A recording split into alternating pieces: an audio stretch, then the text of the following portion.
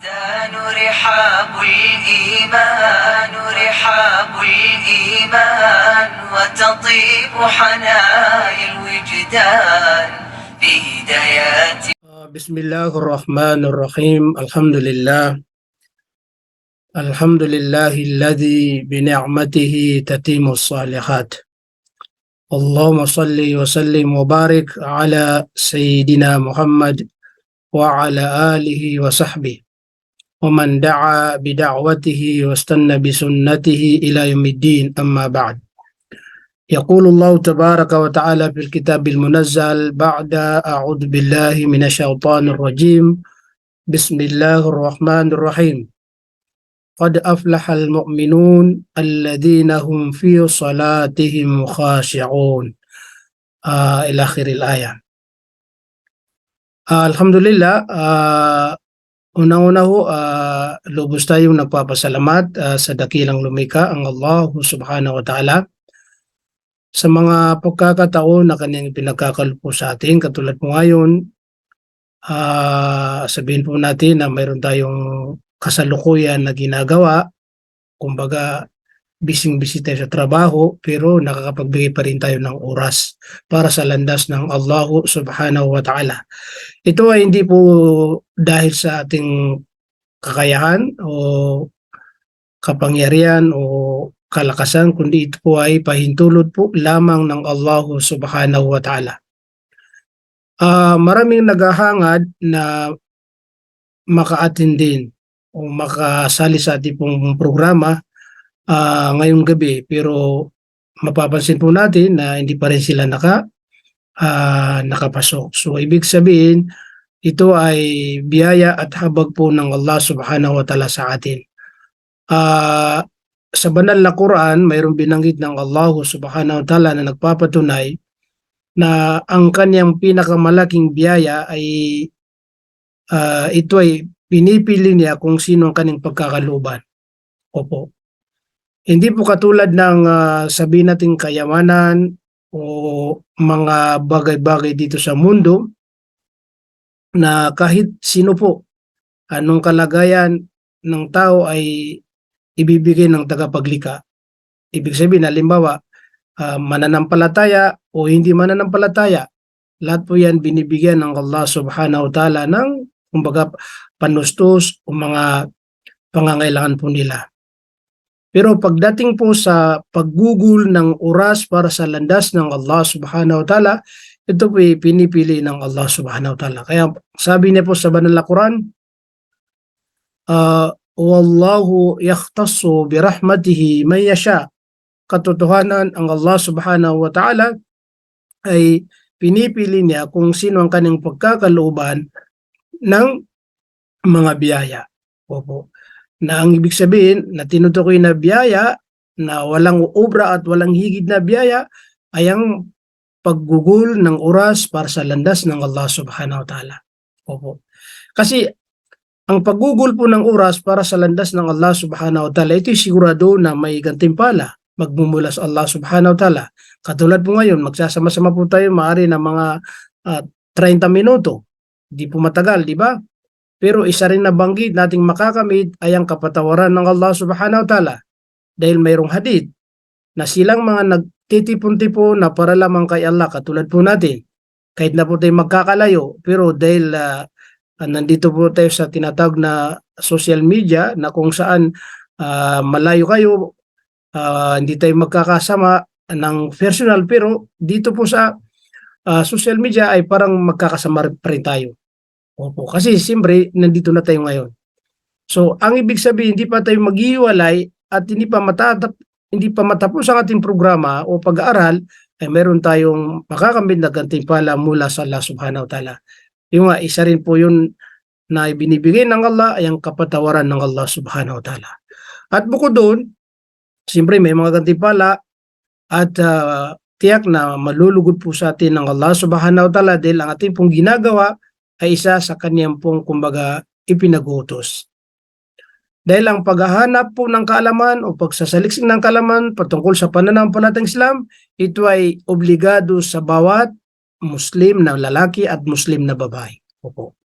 Kaya sisiguraduhin po natin na tayo nandito na kung saan wala po tayong ibang layunin kundi para lamang kay Allah subhanahu wa ta'ala.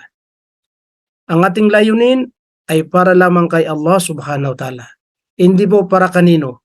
Kasi kung iba ang ating layunin na hindi para kay Allah subhanahu wa ta'ala, tiyak po na hindi natin makakamit yung kapatawaran ng Allah subhanahu wa ta'ala. Tiyak na hindi po natin makakamit yung biyaya ng Allah subhanahu wa ta'ala. Ang ibig sabihin, kapag walang ikhlas, no, ito wikang Arabic, ibig sabihin walang dalisay, hindi para kay Allah subhanahu wa ta'ala, kundi pakitang tao o para marinig po nila na tayo nag-aaral o naghanap ng kaalaman. So ang ibig sabihin, lumalabas na hindi po para kay Allah subhanahu wa ta'ala. Kaya paano natin makakamit yung gantimpala, mismo yung nagbibigay ng gantimpala ay hindi para lang sa kanya, di ba? Kaya sigurado po natin na para lamang sa kanya para makamit natin yung gantimpala mula sa Allah subhanahu wa ta'ala, higit sa lahat ang kapatawaran ng Allah. Okay. Ngayon po, dahil may kling ating pong oras, ngayon ang ating pong pag-usapan ay patungkol po sa tinatawag na mga tanda na ang isang tao ay meron siyang tunay na pangamba o takot sa Allah subhanahu wa ta'ala. Opo. Kasi mga nakaraan natin po, naging mga topic po ay mga kahigitan at mga gantimpala na makakamit ng isang taong magkaroon siya ng tunay na takot at pananampalataya sa Allah subhanahu wa ta'ala. So, bali, ngayon na naman, ating pag-usapan ay ano po ba yung mga tanda na masasabi po natin na ikaw at ako at sila ay mayroong tunay na takot sa Allah subhanahu wa ta'ala. Kasi madali sabihin ako may takot ako sa Allah. Madali sabihin ako may pangamba ko sa tunay na Diyos, di ba? Kaya kailangan makita po sa atin yung tunay na mga tanda nang sa ganun ay masigurado na tayo kabilang sa mga taong may takot sa Allah subhanahu wa ta'ala. Opo, okay. May mga scholar na mayroon silang mga binanggit na mga palatandaan na pag nasa isang tao ay tunay na may takot po siya sa Allah subhanahu wa ta'ala. Opo. So magbabanggit tayo, depende po sa ating oras kasi napakaikli ang ating oras. Unang-una po, sabi po ng mga scholar na may palatandaan ng isang tao ay may tunay na takot sa Allah subhanahu wa ta'ala ay yung tinatawag na khasyatullah. Yung bang tunay na mataimtim na natakot sa Allah subhanahu wa ta'ala. Yung bang kapag ginagawa po natin yung mga iba't ibang uri na pagsamba sa Allah subhanahu wa ta'ala, mararamdaman po natin na mayroon tayong khusyu, mayroon tayong tunay na papakumbaba o seryoso sa pagsasagawa sa pagsamba sa Allah subhanahu wa ta'ala. Halimbawa, di ba, mayroon tayong pagdarasal na 5 bisis sa maghapon. Opo. Ito yung araw-araw na ginagawa natin na 5 bisis sa maghapon.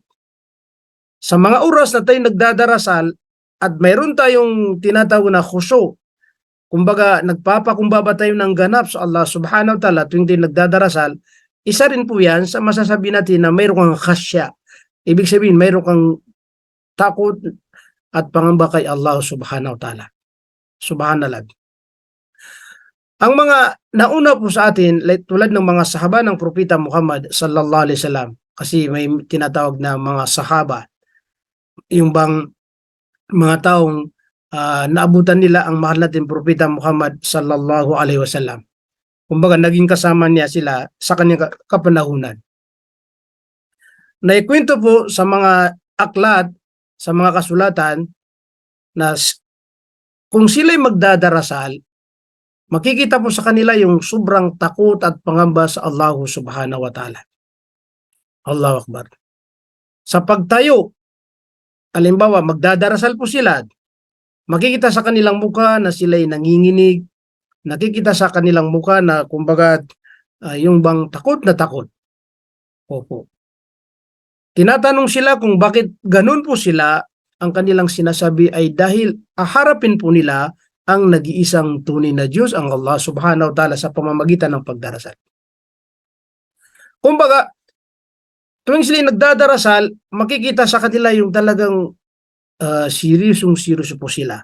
yung pagpapakumbaba sa Allah subhanahu wa ta'ala. Yung meron silang tinatawag na ganap na mataimtim na takot sa Allah subhanahu wa ta'ala. Hindi po katulad ng halimbawa iba na nagdadarasal na parang naging normal sa kanya. Yung bang naging ugali niya, sige magdarasal ako, Allahu Akbar, Allahu Akbar, Allahu Akbar. Hindi. Kailangan magpapakita ka ng tinatawag na khusyu. Yung bang ganap na pagpapakumbaba sa Allah subhanahu wa ta'ala. Kasi yun ang pinaka layunin kung bakit tayo magdadarasal na maramdaman po natin yung khusyu. Subhanallah, yung pagpapakumbaba. Sa banal na Quran, napakalinaw na kapag ang isang tao ay nagdadarasal po siya ng may ganap na pagpapakumbaba, sila yung pinangakuan ng Allah subhanahu wa ta'ala na tiyak na magtatagumpay sila at tiyak na ang kanilang pagdadarasal ay magiging tagumpay. Di ba? Ang sabi po sa Quran, yung kaninang binanggit natin, Bismillahirrahmanirrahim, Qad aflahal mu'minun alladhina hum fi salatihim khashi'un. Katotohanan sabi ng Allah subhanahu wa ta'ala, tiyak na nagtagumpay. Opo. Yung bang pag sinabi aflaha, yung nagtagumpay. Kumbaga successful. Opo. Yung mga mananampalataya na ang kanilang pagdadarasal, kapag sila'y nagdadarasal, ay mayroon silang khashi'un. Mayroon silang kumbaga ganap na pagpapakumbaba sa oras na sila'y nagdadarasal. Allahu Akbar. Yung iba dyan, kapag nagdadarasal, mapapansin niyo po, kung halimbawa sa kasalukuyan, may mga kapatid natin na yung dahil po, mayroon silang khusyu, pagpapakumbaba na ganap, may mga nakakaiyak po. Hindi niya namamalaya, hindi niya natitiis, hindi niya napipigilan ng kanilang sarili, nakakaiyak po sila. Kasi siyempre, ang inaharap po nila ay ang tunay na Diyos na naglikha po sa kanila. Opo. Yung mga iba kaya sila nakakaiyak dahil takot po sila na baka hindi tanggapin ng Allah subhanahu wa ta'ala ang kanilang pagdarasal. Allahu Akbar. So, ibig sabihin, may khusyu, may tunay na pagpapakumbaba sa Allah subhanahu wa ta'ala. Allahu Akbar. At maraming mga uri na mga gawain na mga pagsamba na kailangan magpapakita pa rin tayo doon na talagang tunay tayong nagpapakumbaba sa Allah subhanahu wa ta'ala. Kumbaga, seryoso po tayo. Kasi yun, isa rin po yan sa tanda na ang tao may takot sa Allah subhanahu wa ta'ala. Halimbawa, nag-aaral po tayo, naghahanap po tayo ng kalaman, yung talagang magpapakita tayo sa Allah subhanahu wa ta'ala na seryoso po tayo. Yung binibigyan po natin ng talagang concentrate na focus po talaga. Okay. O di kaya yung pagsasagawa ng pag-aayunod, pagsasagawa ng umrah, pagsasagawa ng hajj, lahat ng mga ginagawa po natin ng mga pagsamba, kinakailangan pa rin na yung ginagawa po natin ay talagang magpapakita tayo kay Allah subhanahu wa ta'ala na ganap na mayroon tayong pagpapakumbaba. Kasi iyon ang kagustuhan ng Allah subhanahu wa ta'ala, na gawin po natin ang mga kautusan ng Allah subhanahu wa ta'ala na may kasamang ganap na pagpapakumbaba. Subhanallah. At kapag nangyari ito, ibig sabihin, isang tanda na ikaw ay masasabi na may takot at pangamba sa Allah subhanahu wa ta'ala. Subhanallah. Okay, malawak din ang usapin po sa unang tanda na kung saan yung khasyatullah, yung tunay na takot sa Allah subhanahu wa ta'ala. Pangalawa po, sabi po ng mga scholar na palatandaan na ang isang tao o nagsasabi na may pananampalataya sa Allah at may takot sa Allah ay kailangan magkaroon siya ng tinatawag na yung wa'amalu bitanzili. Yung bang nakahanda po siya sa lahat ng mga ipinag-utos ng Allah subhanahu wa ta'ala na mismo nabanggit sa banal na Quran. Mismo na nabanggit sa Quran. Opo. Yung mga kautusan sa banal na Quran, yung kautusan sa kumbaga mga winikan ni Propeta Muhammad sallallahu alaihi wasallam ay kailangan maging handa po tayo doon. Sa banal na Quran may nabanggit doon na mga taong ang kanilang katangian ay sami'na wa ata'na. Ang ibig sabihin, kung ano man ang kanilang naririnig na mga kautusan ng Allah subhanahu wa ta'ala, ito'y kanilang ginagawa, sinusunod. Sami'na wa ata'na. Marinig namin, sabi ng mga nauna po sa atin, na may mga tunay na takot sa Allah subhanahu wa ta'ala kapag narinig namin yung mga kautusan ng Allah at ambi pong ginagawa. Wa amalu bitanzili. Ang ibig sabihin, ang isang mananampalataya sa Allah subhanahu wa ta'ala, babae man o lalaki, hindi po sila pwedeng mamili. Alin ang madali sa kanila, alin ang magaan po sa kanila, yun po lamang kanilang susundin. Tapos ito mahirap sa kanila, nabibigatan po sila, sa kanilang po yan. Hindi po yun ang tinatawag na may ganap na takot sa Allah subhanahu wa ta'ala. So ang ibig sabihin, pagkautusan ng Allah subhanahu wa ta'ala mula sa banal na Quran o mula sa mga hadith ni Propeta Muhammad sallallahu alaihi wasallam, kinakailangan po ay gagawin at gagawin po ito. Kaya ano pong sinabi ng Allah subhanahu wa ta'ala sa banal na Quran? Mismo ang Allah ay nagsabi na hindi tayo pwedeng mamili. Basta kautusan ng Allah, ito ay mabigat sa atin o madali sa atin, kinakailangan susundin po natin lamang. Ano po ang sabi ng Allah? Bismillahirrahmanirrahim. Wa ma kana li mu'min wala mu'minatin idza qada Allahu wa rasuluhu amra ay yakuna lahumul khiyara min amrihim. Ang sabi po ng Allah subhanahu wa ta'ala ay wala ni mananampalataya sa Allah na babae, lalaki, at mananampalataya sa Allah na babae. Ibig sabihin, yung mananampalataya na lalaki at mananampalataya na babae sa Allah subhanahu wa ta'ala, kapag ang Allah ay magpasya ng isang bagay na kung saan isang kautusan, ibig sabihin, sinabi ng Allah na ito yung kanyang kautusan, di ba? Ay yakuna lahumul khiyara, kailanman hindi po sila pwedeng mamili. Hindi po pwedeng mag-isip muna sila. Ito may mabigat, hindi ko na ito susundin, gagawin kasi mabigat. Ito madali, magaan, ito yung gagawin ko. Hindi. Kaya ang sabi po, wala ni mu'minatin, ibig sabihin, wala ni Muslim na babae at Muslim na lalaki na kapag dumating na ang kautusan ng Allah at kautusan ng Propeta Muhammad sallallahu alaihi wasallam na gawain, ay hindi po sila pwedeng mamili, kundi susundin po lamang nila kung ano ang ipinag-utos sa kanila. Naalala ko tuloy, sa unang panahon, siyempre, mayroon isang talata, hindi ko na matandaan, na nagpapatunay o nag-uutos, nag-uutos sa panahon yun na takpan po ang, halimbawa, yung tinatawag na aura.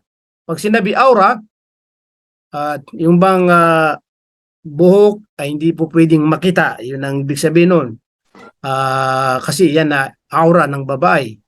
Nung dumating na yung kautusan ng Allah subhanahu wa ta'ala na kailangan takpan ang buhok ng mga kababaihan kasi dumating na yung aya, yung utos ng Allah subhanahu wa ta'ala.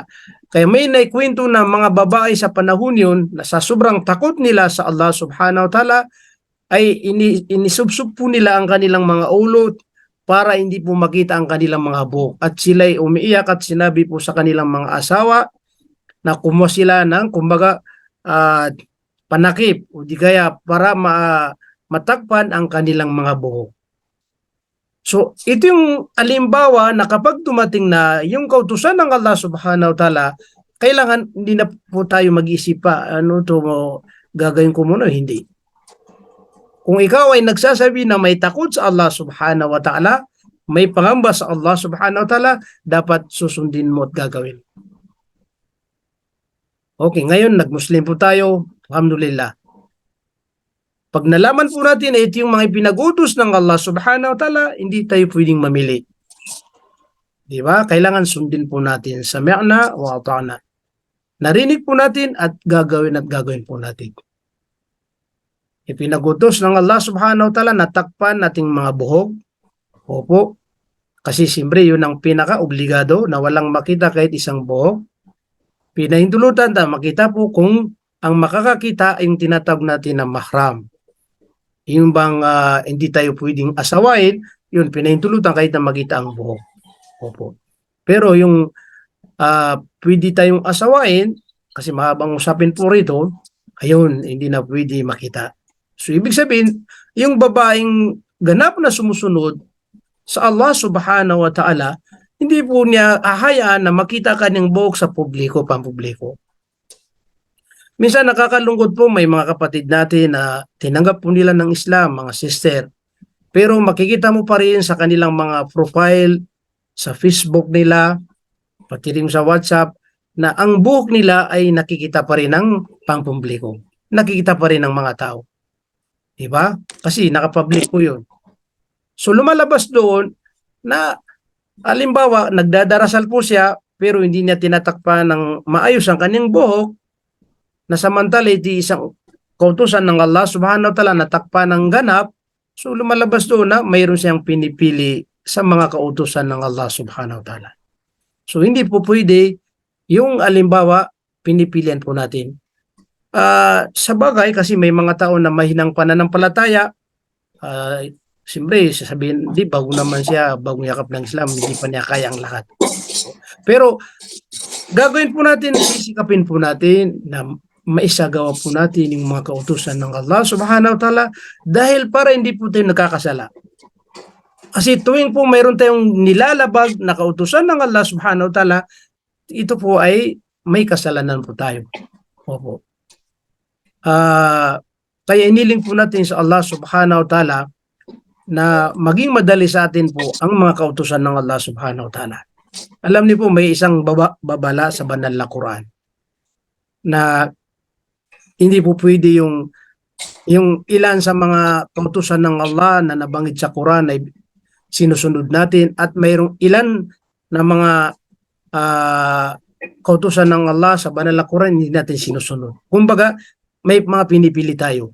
So ito'y may babala ang Allah subhanahu wa ta'ala na kapag hindi tayo magbalik loob sa kaninang ganap, hindi po tayo magseryoso, ang mangyayari po ay mapapabilang po tayo sa mga taong magkakaroon ng kahihiya pagdating sa kabilang buhay. Opo. Ang sabi po ng Allah subhanahu wa ta'ala, dahil ang ating oras ay 7:28 na, o, ang sabi po ng Allah, Bismillahirrahmanirrahim, afatu'minuna bi ba'dil kitab wa takfuruna bi ba'd wa ma jazaa'u man yaf'alu dhalika minkum illa khizyun fil hayati dunya wa yawmal qiyamati yuradduna ila ashaddil 'adab wa ma Allahu bighafilin 'amma ta'malun. Ang sabi po ng Allah subhanahu wa ta'ala, pamamagitan ng parang pagtatanong po, kayo ba ay naniniwala lamang sa bahagi ng kasulatan? Kumbaga, kayo ba ay naniniwala sa mga ilan sa mga kautusan na nabanggit o sinabi ko sa banal na Quran? At nagtatakwil sa iba pang mga talata, ibig sabihin, tinatakwil niyo yung mga ibang mga kautusan ko? Katanungan to, kayo ba ay naniniwala lamang sa mga ilan sa mga kasulatan na aking ipinagutos na nababanggit sa banal na Quran, at ang nagtatakwil sa iba pang mga talata, ibig sabihin, may pinipili. Sabi po ng Allah, datapwat, ano ang kabayaran sa inyo na may pag-ugaling ganito? O katanungan, na ano bang magiging kabayaran? Sa mga taong ang kanilang ugali ay may sinusunod ng mga ilan sa kautusan ng Allah, at may mga kautusan ng Allah na ito ay tinatakwil po nila, hindi nila sinusunod. Ano bang kabayaran sa mga tao na ganito? Kaya ang sinabi ng Allah subhanahu wa ta'ala, walang kabayaran maliban lamang sa kahihiyan sa mundong ito. Ibig sabihin, pag sinabi kahihiyan sa buhay sa mundong ito, hindi maganda, di ba? So, kapag nakaranas po tayo ng kahihiyan dito sa ibabaw ng lupa dahil sa paglabag po natin sa ilan sa mga kautusan ng Allah subhanahu wa ta'ala, lalong-lalo na kapag dumating tayo sa kabilang buhay. Kaya wayawmal qiyamah na ila saddil adab. Kaya pagdating sa kabilang buhay, sabi po ng Allah subhanahu wa ta'ala, sa araw ng muling pagkabuhay, sila ay isasadlak sa kasakit-sakit na kaparusahan. Ibig sabihin, paparusahan sila ni Allah subhanahu wa ta'ala dahil nung nasa mundo sila, ay namuhay po sila na kung saan hindi po ganap na sumusunod sa kagustuhan ng Allah subhanahu wa ta'ala. isipin niyo po, naniniwala tayo sa Allah subhanahu wa ta'ala ng ganap. Pero kapag mayroon tayong mga nilalabag na batas niya, may pangako si Allah na paparusahan tayo sa kabilang buhay. Ano pa kaya mismo yung mga hindi naniniwala kay Allah subhanahu wa ta'ala? Na totally ay sila ay hindi naniniwala kay Allah. Diba, mas malala ang kanilang malalasap na kaparusahan sa Allah subhanahu wa ta'ala. وَمَا اللَّهُ بِغَافِلٍ عَمَّا تَعْمَلُونَ. Kailanman ang Allah subhanahu wa ta'ala hindi niya makakalimutan kung ano ang mga ginagawa natin dito sa ibabaw ng lupa. Kaya ito yung pagkakataon natin, matagal na tayo sa Islam o bago tayo yakap ng Islam, ay paano tayo magiging matatag sa tinatawag na pananampalatayang Islam. Mashallah.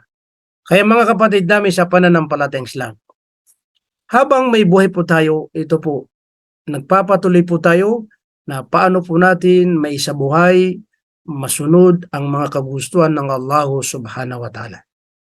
Para masigurado po natin na tayo ay magtatagumpay mula sa libingan hanggang sa kabilang buhay.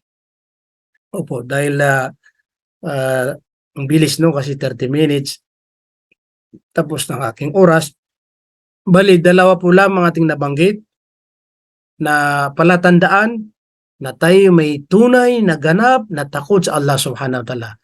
Ulitin natin, yung una ay khasyatullah. Kailangan mapasa atin yung tunay na khasya, yung tunay na takot sa Allah subhanahu wa ta'ala. Natakot tayo baka hindi natin magawa ang kanyang mga ipinag-uutos. Takot tayo na baka makagawa tayo ng kasalanan ay makakasala po tayo. Parang ganun. Opo. Pangalawa, nabanggit natin ay yung tinatawag na hindi tayo pwedeng mamili. Gawin po natin ang ganap ang mga ipinag-utos ni Allah. Wa'amalu bitanzili. Gawin lahat ng mga ibinaba ng Allah na kautusan po. So dahil po tapos ng ating oras, inshallah po ipagpatuloy natin sa susunod na ating pong kumbaga lecture. Inshallah. Ngayon po magbibigay ako ng ilang minuto sa inyo. Kung mayroon kayong katanungan, pwede po kayong magtanong inshallah. So may katanungan dyan, pwede magsalita kagad po. Bismillah. Mga 3 minuto po magbibigay ako ng katanungan po kung sino magtatanong. Sino po sa atin ang may katanungan? Magsalita kagad or mag-chat, wala pong problema. May bago po tayo dyan na bagong yakap ng Islam, si Sister Maril. Opo, sanay tanggapin po ni Allah subhanahu wa ta'ala ang kanyang pong pagsusumikap, inshallah, pagsasaliksik, pagpapatuloy sa paghahanap ng kaalaman tungkol sa Islam. Opo. Okay, magandang hapon din. Gabi rin sa inyo. Sige po, baka may katanungan po kayo.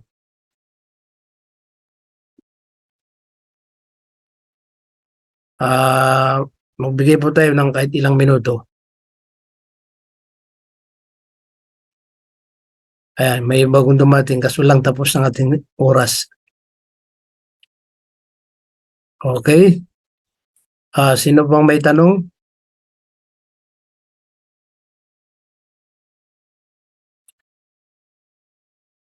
Si Zuya ay kararating din po niya.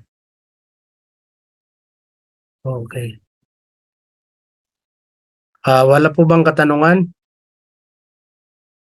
Pasensya na si Sister Zuya dahil katatapos namin po ang aming lecture.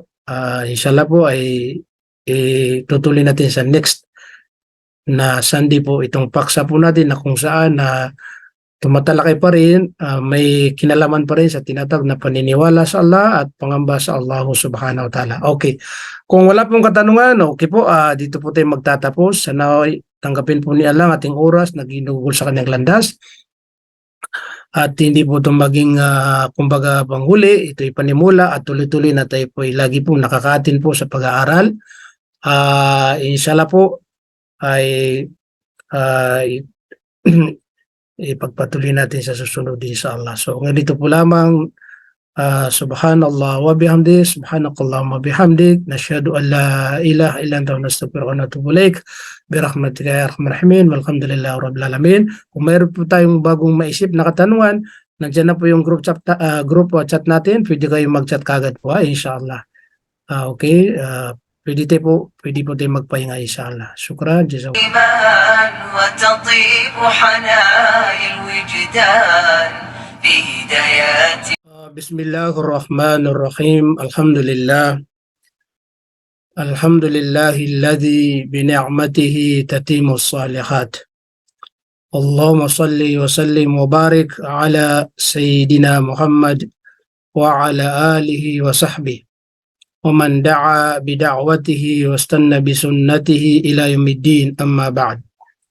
يقول الله تبارك وتعالى في الكتاب المنزل بعد أعوذ بالله من الشيطان الرجيم بسم الله الرحمن الرحيم قد أفلح المؤمنون الذين هم في صلاتهم خاشعون إلى آخر الآية. Alhamdulillah, unang-una ho, lubos tayong nagpapasalamat sa dakilang lumikha ang Allah subhanahu wa ta'ala sa mga pagkakataon na kanyang pinagkakalupo sa atin. Katulad po ngayon, sabihin po natin na mayroon tayong kasalukuyan na ginagawa. Kumbaga, bising-busy tayo sa trabaho, pero nakakapagbigay pa rin tayo ng oras para sa landas ng Allah subhanahu wa ta'ala. Ito ay hindi po dahil sa ating kakayahan o kapangyarihan o kalakasan, kundi ito po ay pahintulot po lamang ng Allah subhanahu wa ta'ala. Maraming naghahangad na maka-attend din o makasali sa ating pong programa ngayong gabi, pero mapapansin po natin na hindi pa rin sila nakapasok. So ibig sabihin, ito ay biyaya at habag po ng Allah subhanahu wa ta'ala sa atin. Sa banal na Quran, mayroong binanggit ng Allah subhanahu wa ta'ala na nagpapatunay na ang kanyang pinakamalaking biyaya ay ito ay pinipili niya kung sino ang kanyang pagkakalooban. Opo. Hindi po katulad ng sabihin nating kayamanan o mga bagay-bagay dito sa mundo na kahit sino po, anong kalagayan ng tao ay ibibigay ng tagapaglikha. Ibig sabihin, halimbawa, mananampalataya o hindi mananampalataya, lahat po yan binibigyan ng Allah subhanahu wa ta'ala ng kumbaga panustos o mga pangangailangan po nila. Pero pagdating po sa paggugol ng oras para sa landas ng Allah subhanahu wa ta'ala, ito po ay pinipili ng Allah subhanahu wa ta'ala. Kaya sabi niya po sa banal na Quran, wallahu yakhtassu birahmatihi man yasha. Katotohanan, ang Allah subhanahu wa ta'ala ay pinipili niya kung sino ang kanyang pagkakalooban ng mga biyaya. Opo. Na ang ibig sabihin na tinutukoy na biyaya na walang obra at walang higit na biyaya ay ang paggugol ng oras para sa landas ng Allah subhanahu wa ta'ala. Opo. Kasi ang paggugol po ng oras para sa landas ng Allah subhanahu wa ta'ala, ito'y sigurado na may gantimpala magmumula sa Allah subhanahu wa ta'ala. Katulad po ngayon, magsasama-sama po tayo maaari ng mga 30 minuto. Di po matagal, di ba? Pero isa rin na banggit nating makakamit ay ang kapatawaran ng Allah subhanahu wa ta'ala. Dahil mayroong hadith na silang mga nagtitipon-tipon na para lamang kay Allah, katulad po natin. Kahit na po tayo magkakalayo, pero dahil nandito po tayo sa tinatawag na social media na kung saan malayo kayo, hindi tayo magkakasama ng personal, pero dito po sa social media ay parang magkakasama pa rin tayo. Opo, kasi siyempre nandito na tayo ngayon. So ang ibig sabihin, hindi pa tayo maghiwalay at hindi pa matapos ang ating programa o pag-aaral, ay meron tayong makakamit na gantimpala mula sa Allah subhanahu wa ta'ala. Yung isa rin po yun na ibinibigay ng Allah ay ang kapatawaran ng Allah subhanahu wa ta'ala. At bukod doon, siyempre may mga gantimpala at tiyak na malulugod po sa atin ng Allah subhanahu wa ta'ala dahil ang ating pong ginagawa ay isa sa kanyang pong kumbaga ipinagutos. Dahil ang paghahanap po ng kaalaman o pagsasaliksik ng kaalaman patungkol sa pananampalatayang Islam, ito ay obligado sa bawat Muslim na lalaki at Muslim na babae. Opo. Kaya sisiguraduhin po natin na tayo nandito na kung saan wala po tayong ibang layunin kundi para lamang kay Allah subhanahu wa ta'ala. Ang ating layunin ay para lamang kay Allah subhanahu wa ta'ala. Hindi po para kanino. Kasi kung iba ang ating layunin na hindi para kay Allah subhanahu wa ta'ala, tiyak po na hindi natin makakamit yung kapatawaran ng Allah subhanahu wa ta'ala. Tiyak na hindi po natin makakamit yung biyaya ng Allah subhanahu wa ta'ala. Ang ibig sabihin, kapag walang ikhlas, no, ito yung wikang Arabic, ibig sabihin walang dalisay, hindi para kay Allah subhanahu wa ta'ala, kundi pakitang tao o para marinig po nila na tayo nag-aaral o naghahanap ng kaalaman. So ang ibig sabihin, lumalabas na hindi po para kay Allah subhanahu wa ta'ala.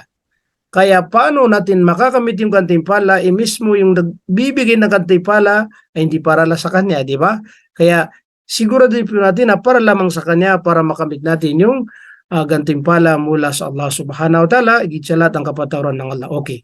Ngayon po, dahil may ang ating pong oras, ngayon ang ating pong pag-usapan ay patungkol po sa tinatawag na mga tanda na ang isang tao ay meron siyang tunay na pangamba o takot sa Allah subhanahu wa ta'ala. Opo. Kasi mga nakaraan natin po, naging mga topic po ay mga kahigitan at mga gantimpala na makakamit ng isang taong magkaroon siya ng tunay na takot at pananampalataya sa Allah subhanahu wa ta'ala. So, bali, ngayon na naman, ating pag-usapan ay ano po ba yung mga tanda na masasabi po natin na ikaw at ako at sila ay mayroong tunay na takot sa Allah subhanahu wa ta'ala. Kasi madali sabihin ako may takot ako sa Allah. Madali sabihin ako may pangamba ko sa tunay na Diyos, di ba? Kaya kailangan makita po sa atin yung tunay na mga tanda nang sa ganun ay masigurado na tayo kabilang sa mga taong may takot sa Allah subhanahu wa ta'ala. Opo, okay. May mga scholar na mayroon silang mga binanggit na mga palatandaan na pag nasa isang tao ay tunay na may takot po siya sa Allah subhanahu wa ta'ala. Opo. So magbabanggit tayo, depende po sa ating oras kasi napakaikli ang ating oras. Unang-una po, sabi po ng mga scholar na may palatandaan ng isang tao ay may tunay na takot sa Allah subhanahu wa ta'ala ay yung tinatawag na khasyatullah. Yung bang tunay na mataimtim na natakot sa Allah subhanahu wa ta'ala. Yung bang kapag ginagawa po natin yung mga iba't ibang uri na pagsamba sa Allah subhanahu wa ta'ala, mararamdaman po natin na mayroon tayong khusyu, mayroon tayong tunay na papakumbaba o seryoso sa pagsasagawa sa pagsamba sa Allah subhanahu wa ta'ala. Halimbawa, di ba, mayroon tayong pagdarasal na 5 bisis sa maghapon. Opo. Ito yung araw-araw na ginagawa natin na 5 bisis sa maghapon. Sa mga oras na tayo nagdadarasal at mayroon tayong tinatawag na khusyu, kumbaga nagpapakumbaba tayo ng ganap sa Allah subhanahu wa ta'ala tuwing tayo nagdadarasal, isa rin po yan sa masasabi natin na mayroon kang khasya. Ibig sabihin, mayroon kang takot at pangamba kay Allah subhanahu wa ta'ala. Subhanallah. Ang mga nauna po sa atin, tulad ng mga sahaba ng Propeta Muhammad sallallahu alaihi wasallam, kasi may tinatawag na mga sahaba, yung bang mga taong naabutan nila ang mahal natin Propeta Muhammad sallallahu alaihi wasallam. Kumbaga naging kasama niya sila sa kanyang kapanahunan. Naikwento po sa mga aklat, sa mga kasulatan na kung sila'y magdadarasal, makikita po sa kanila yung sobrang takot at pangamba sa Allah subhanahu wa ta'ala. Allahu Akbar. Sa pagtayo, halimbawa magdadarasal po sila, makikita sa kanilang mukha na sila'y nanginginig, nakikita sa kanilang mukha na kumbaga yung bang takot na takot. Opo. Tinatanong sila kung bakit ganun po sila, ang kanilang sinasabi ay dahil aharapin po nila ang nag-iisang tunay na Diyos, ang Allah subhanahu wa ta'ala sa pamamagitan ng pagdarasal. Kumbaga, tuwing sila nagdadarasal, makikita sa kanila yung talagang seryoso po sila. Yung pagpapakumbaba sa Allah subhanahu wa ta'ala. Yung meron silang tinatawag na ganap na mataimtim na takot sa Allah subhanahu wa ta'ala. Hindi po katulad ng halimbawa iba na nagdadarasal na parang naging normal sa kanya. Yung bang naging ugali niya, sige magdarasal ako, Allahu Akbar, Allahu Akbar, Allahu Akbar. Hindi. Kailangan magpapakita ka ng tinatawag na khusyu. Yung bang ganap na pagpapakumbaba sa Allah subhanahu wa ta'ala. Kasi yun ang pinaka layunin kung bakit tayo magdadarasal na maramdaman po natin yung khusyu. Subhanallah, yung pagpapakumbaba. Sa banal na Quran, napakalinaw na kapag ang isang tao ay nagdadarasal po siya ng may ganap na pagpapakumbaba, sila yung pinangakuan ng Allah subhanahu wa ta'ala na tiyak na magtatagumpay sila at tiyak na ang kanilang pagdadarasal ay magiging tagumpay. Di ba? Ang sabi po sa Quran, yung kanilang binanggit natin, Bismillahirrahmanirrahim, Qad aflahal mu'minun alladhina hum fi salatihim khashi'un. Katotohanan sabi ng Allah subhanahu wa ta'ala, tiyak na nagtagumpay. Opo. Yung bang pag sinabi aflaha, yung nagtagumpay. Kumbaga successful. Opo. Yung mga mananampalataya na ang kanilang pagdadarasal, kapag sila'y nagdadarasal, ay meron silang khashi'un. Meron silang kumbaga ganap na pagpapakumbaba sa oras na sila'y nagdadarasal. Allahu Akbar. Yung iba dyan, kapag nagdadarasal, mapapansin niyo po, kung halimbawa sa kasalukuyan, may mga kapatid natin na yung dahil po, mayroon silang khusyu, pagpapakumbaba na ganap, may mga nakakaiyak po. Hindi niya namamalaya, hindi niya natitiis, hindi niya napipigilan ng kanilang sarili, nakakaiyak po sila. Kasi siyempre, ang inaharap po nila ay ang tunay na Diyos na naglikha po sa kanila. Opo. Yung mga iba kaya sila nakakaiyak dahil takot po sila na baka hindi tanggapin ng Allah subhanahu wa ta'ala ang kanilang pagdarasal. Allahu Akbar. So, ibig sabihin, may khusyu, may tunay na pagpapakumbaba sa Allah subhanahu wa ta'ala. Allahu Akbar.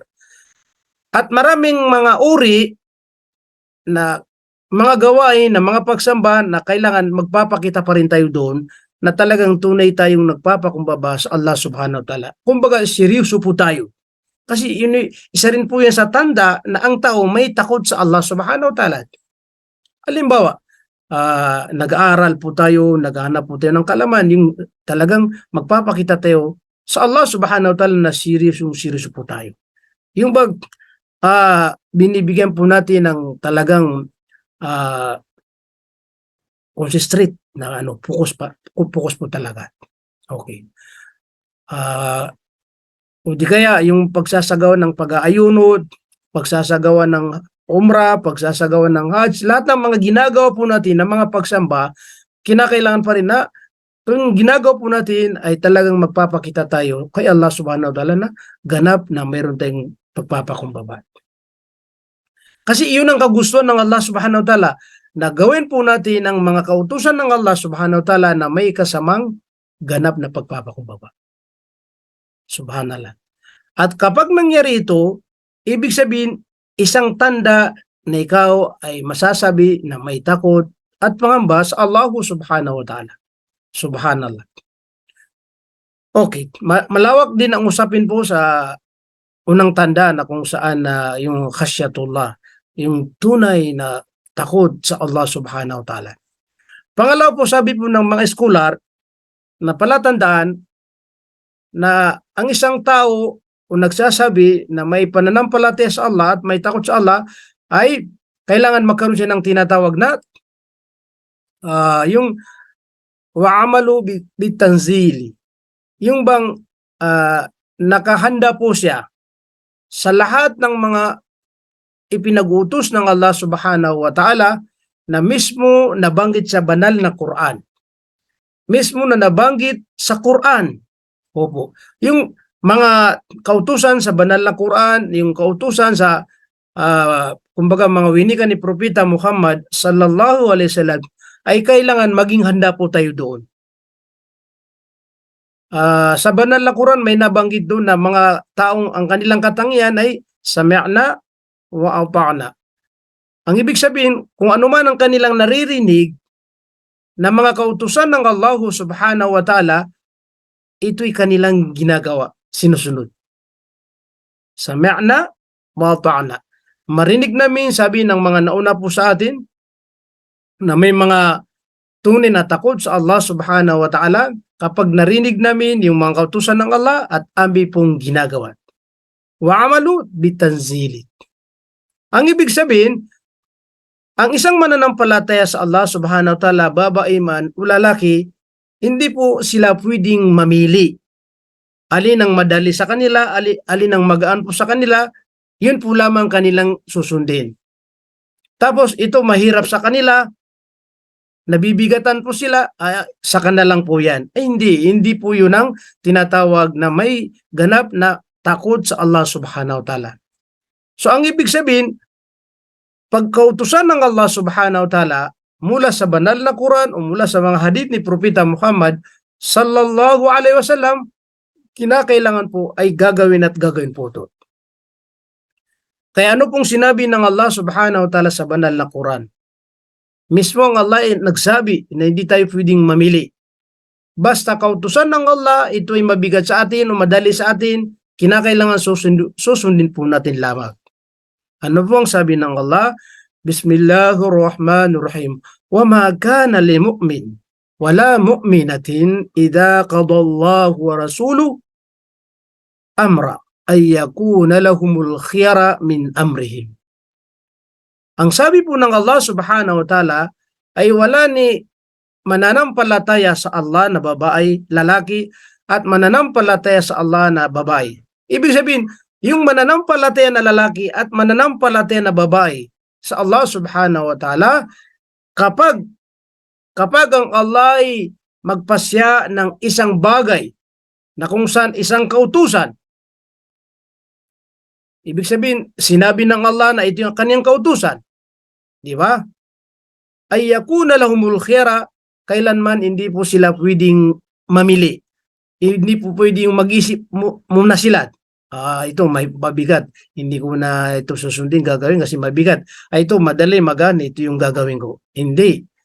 Kaya ang sabi po, wala ni mu'minatin, ibig sabihin, wala ni Muslim na babae at Muslim na lalaki na kapag dumating na ang kautusan ng Allah at kautusan ng Propeta Muhammad sallallahu alaihi wasallam na gawain, ay hindi po sila pwedeng mamili, kundi susundin po lamang nila kung ano ang ipinag-utos sa kanila.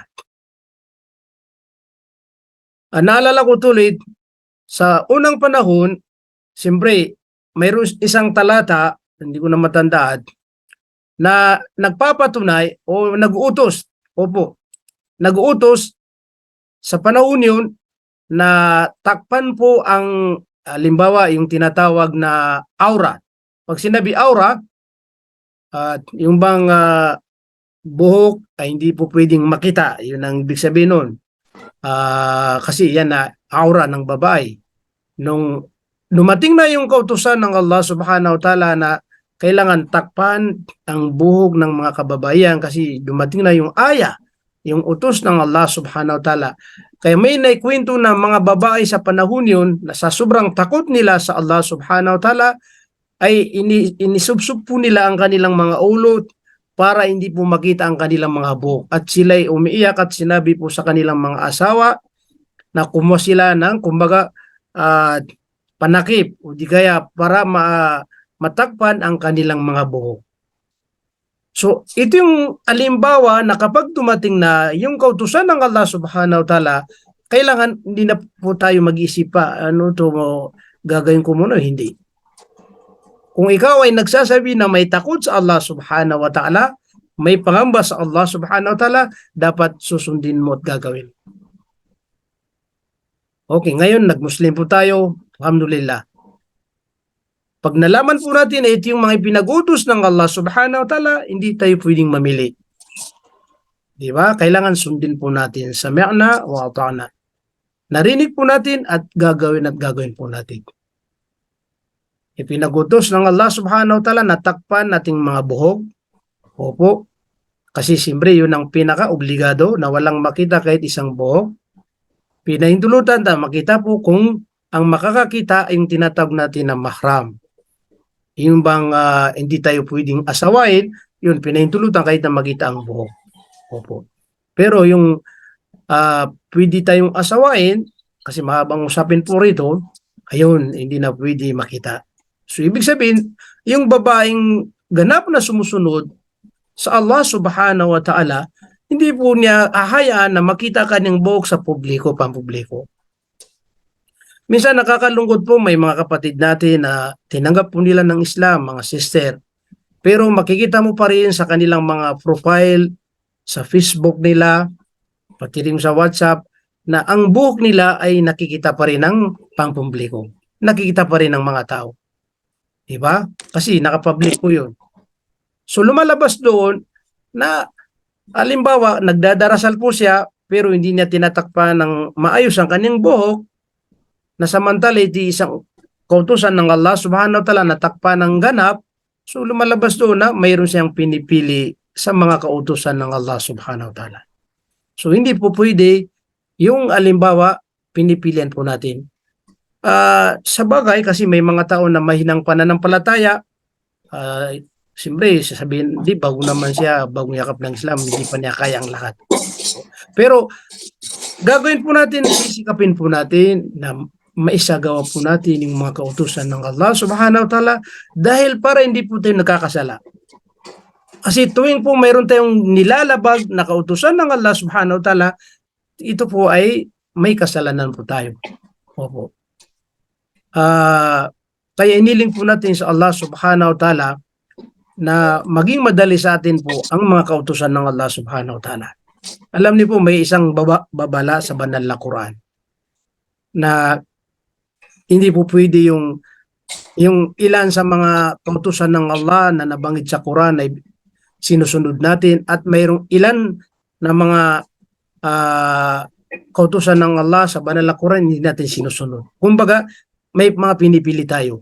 So ito'y may babala ang Allah subhanahu wa ta'ala na kapag hindi tayo magbalik loob sa kaninang ganap, hindi po tayo magseryoso, ang mangyayari po ay mapapabilang po tayo sa mga taong magkakaroon ng kahihiya pagdating sa kabilang buhay.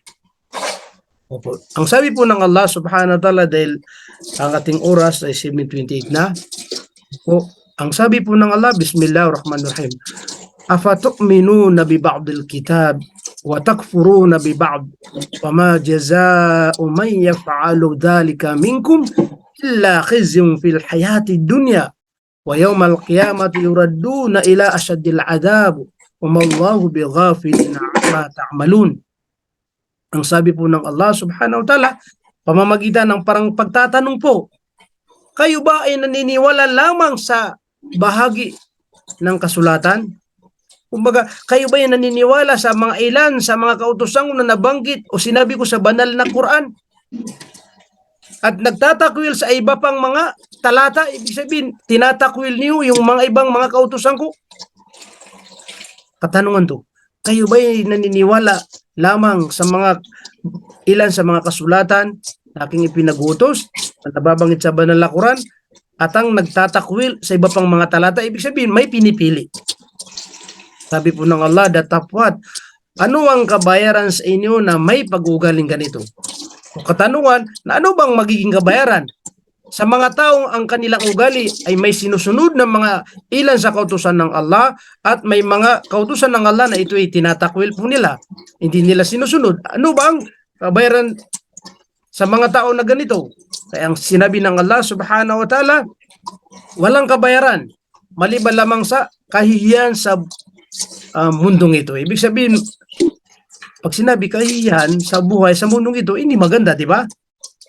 So, kapag nakaranas po tayo ng kahihiyan dito sa ibabaw ng lupa dahil sa paglabag po natin sa ilan sa mga kautusan ng Allah subhanahu wa ta'ala, lalong-lalo na kapag dumating tayo sa kabilang buhay.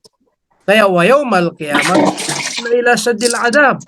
Kaya pagdating sa kabilang buhay, sabi po ng Allah subhanahu wa ta'ala, sa araw ng muling pagkabuhay, sila ay isasadlak sa kasakit-sakit na kaparusahan. Ibig sabihin, paparusahan sila ni Allah subhanahu wa ta'ala dahil nung nasa mundo sila, ay namuhay po sila na kung saan hindi po ganap na sumusunod sa kagustuhan ng Allah subhanahu wa ta'ala. Isipin niyo po, naniniwala tayo sa Allah subhanahu wa ta'ala ng ganap. Pero kapag mayroon tayong mga nilalabag na batas niya, may pangako si Allah na paparusahan tayo sa kabilang buhay. Ano pa kaya mismo yung mga hindi naniniwala kay Allah subhanahu wa ta'ala? Na totally ay sila ay hindi naniniwala kay Allah. Diba, mas malala ang kanilang malalasap na kaparusahan sa Allah subhanahu. وَمَا اللَّهُ بِغَافِلٍ عَمَّا تَعْمَلُونَ. Kailanman ang Allah subhanahu wa ta'ala hindi niya makakalimutan kung ano ang mga ginagawa natin dito sa ibabaw ng lupa. Kaya ito yung pagkakataon natin, matagal na tayo sa Islam o bago tayo yakap ng Islam, ay paano tayo magiging matatag sa tinatawag na pananampalatayang Islam. Mashallah. Kaya mga kapatid namin sa pananampalatayang Islam, habang may buhay po tayo, ito po, nagpapatuloy po tayo na paano po natin may isabuhay, masunod ang mga kagustuhan ng Allah subhanahu wa ta'ala. Para masigurado po natin na tayo ay magtatagumpay mula sa libingan hanggang sa kabilang buhay. Opo, dahil ang bilis no kasi 30 minutes tapos ng aking oras. Bali, dalawa po lamang ating nabanggit na palatandaan na tayo may tunay na ganap na takot sa Allah subhanahu wa ta'ala. Ulitin natin, yung una ay khasyatullah. Kailangan mapasa atin yung tunay na khasya, yung tunay na takot sa Allah subhanahu wa ta'ala. Natakot tayo baka hindi natin magawa ang kanyang mga ipinag-uutos. Takot tayo na baka makagawa tayo ng kasalanan ay makakasala po tayo. Parang ganun. Opo. Pangalawa, nabanggit natin ay yung tinatawag na hindi tayo pwedeng mamili. Gawin po natin ang ganap ang mga ipinag-utos ni Allah. Wa'amalu bitanzili. Gawin lahat ng mga ibinaba ng Allah na kautusan po. So dahil po tapos ng ating oras, inshallah po ipagpatuloy natin sa susunod na ating pong kumbaga lecture. Inshallah. Ngayon po magbibigay ako ng ilang minuto sa inyo. Kung mayroon kayong katanungan, pwede po kayong magtanong inshallah. So may katanungan dyan, pwede magsalita kagad po. Bismillah. Mga 3 minuto po magbibigay ako ng katanungan po kung sino magtatanong. Sino po sa atin ang may katanungan? Magsalita kagad or mag-chat, wala pong problema. May bago po tayo dyan na bagong yakap ng Islam, si Sister Maril.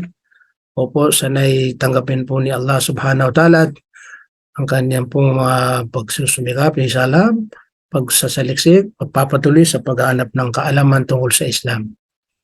Opo. Okay, magandang hapon din. Gabi rin sa inyo. Sige po, baka may katanungan po kayo.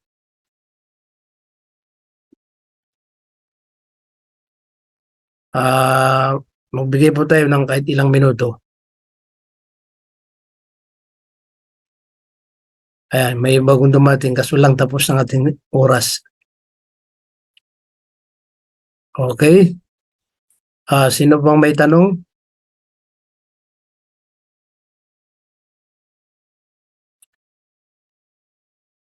Si Zuya ay kararating din po niya. Okay. Wala po bang katanungan? Pasensya na si Sister Zuya dahil katatapos namin po ang aming lecture. Inshallah po ay tutuloy natin sa next na Sunday po itong paksa po natin na kung saan tumatalakay pa rin, may kinalaman pa rin sa tinatawag na paniniwala sa Allah at pangamba sa Allah subhanahu wa ta'ala. Okay. Kung wala pong katanungan, okay po, dito po tayo magtatapos. Sana tanggapin po ni Allah ang ating oras na ginugol sa kanyang landas. At hindi po ito maging kumbaga panghuli, ito'y panimula at tuloy-tuloy na tayo po lagi po nakakatin po sa pag-aaral. Inshallah po ay ipagpatuloy natin sa susunod inshallah. So ganito po lamang Subhanallah wa bihamdi, subhanakallahumma bihamdik, nashhadu an la ilaha illa anta nastaghfiruka wa natubu ilaik. Birahmatika ya arhamar rahimin, walhamdulillahi rabbil alamin. Kung mayroon po tayong bagong maisip na katanungan, nandiyan na po yung group chat natin. Pwede kayong mag-chat kagad po, inshallah. Okay, pwede po tayo magpahinga inshallah. Shukran, jazakallah.